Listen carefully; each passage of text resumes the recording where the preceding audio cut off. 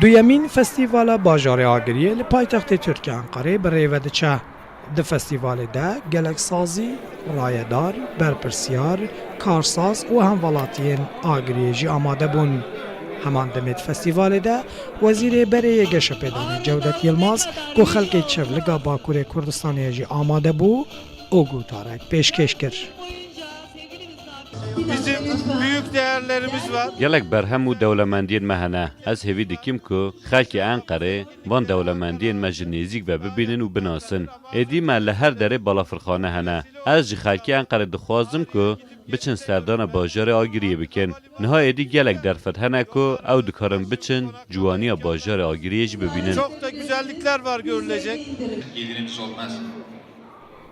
جبر نزیک بونا هەڵبژارتنên heremiyên Tirkiye Bakurê Kurdistanê di festîvalê de peyamên siyasî jî hatine belavkirin. Kandîdê AK Partiyê ji bo hilbijartinên heremî Savcı Sayan jî bi rêya festîvalê behsa projeyên xwe ji bo Agiriyê dike. Em dixwazin ki ku însanekî ji uçaxê peya be her çiyayê Agiriyê wê derê qayak bike piştî wî ew ê ku li derê malê tên özellikle tu zanî ji bo Xristiyana Hezretî Nuhun tufana wî zav mühim e em ê wera jî sembolekî çekin û werin wê derê ziyaret bikin. Festîval heman demê bû derfetek jî ku di serî de xwarin û vexwarin gelek berhemên bajarê Agiriyê jî bêne nîşandan. Goşt Agri goştek xaş e. Yani bölgede hatta Türkiye'de goştek önemli, goştek xaş e tamajırında. Evacı ya doğu besti, Abdülgör köftesi. Abi.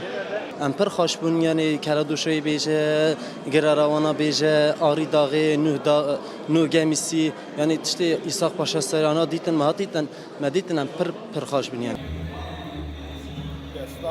Festîvala Bajarê Agiriyê ku îsal bo cara duyem têkirin dê heta 4 rojan berdewam be û di festîvalê de dê gelek bername û çalakiyên çand û hunerê jî ciyê xwe bigirin.